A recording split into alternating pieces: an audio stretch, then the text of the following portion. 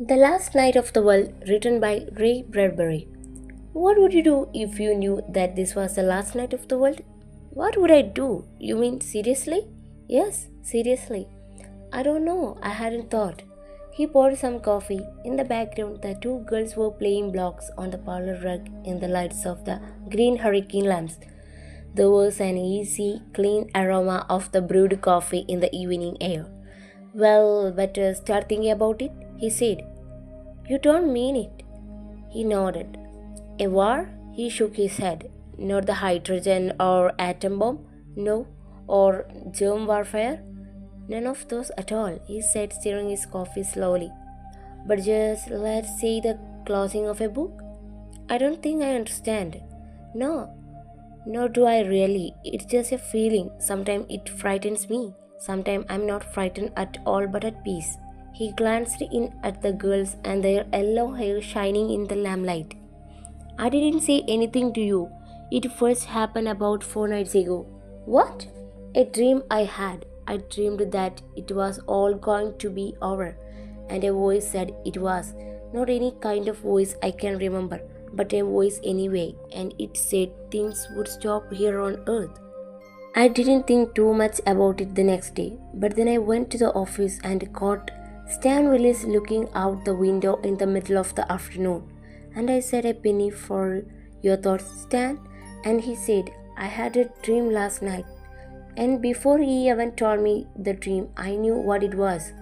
I could have told him, but he told me and I listened to him. It was the same dream? The same. I told Stan I had dreamed it too. He didn't seem surprised. He relaxed, in fact. Then we started walking through the office. For the hell of it. It wasn't planned. We didn't say, let's walk around. We just walked on our own, and everywhere we saw people looking at their desks or their hands or out window. I talked to a few, so did Stan, and they all had dreamed, all of them, the same dream with no difference. Do you believe in it? Yes, I've never been more certain. And when will it stop? The world, I mean.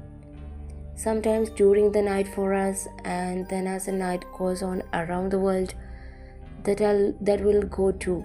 It will take 24 hours for it all to go. They sat a while, not touching their coffee.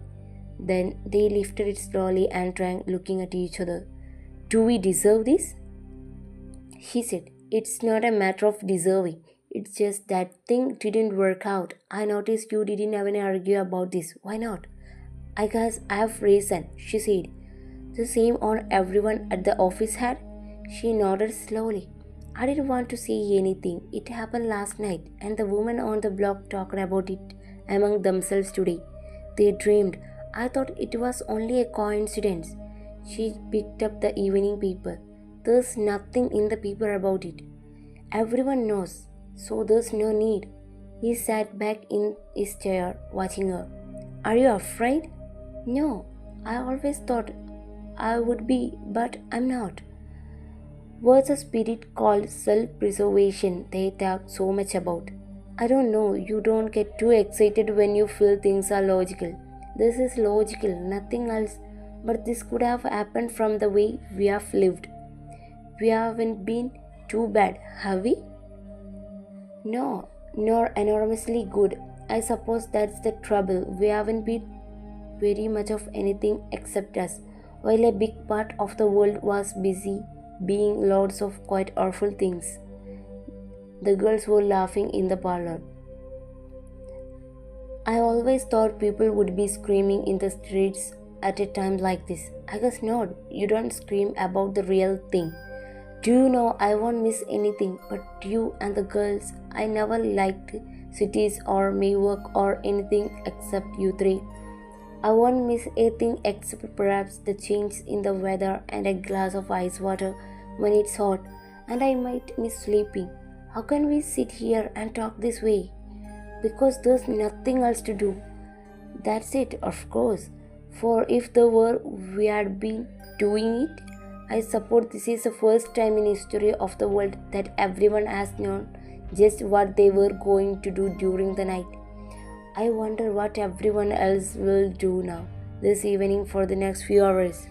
Go to a show, listen to the radio, watch television, play cards, put the children to bed, go to bed themselves, like always. In a way, that's something to be proud of, like always. They sat a moment and then he poured himself another coffee. Why do you suppose it's tonight? Because why not some other night in the last century or 5 centuries ago or 10? Maybe it's because it was never October 19th in 1969 ever before in history, and now it is, and that's it. Because this date means more than any other date ever meant. Because it is a year when things are as they all over the world, and that's why it's the end. There are bombs on their schedules both ways across the ocean tonight that I'll never see land. That's part of the reason why. Well, he said, getting up. What shall it be? Wash the dishes? They washed the dishes and stacked them away with special neatness.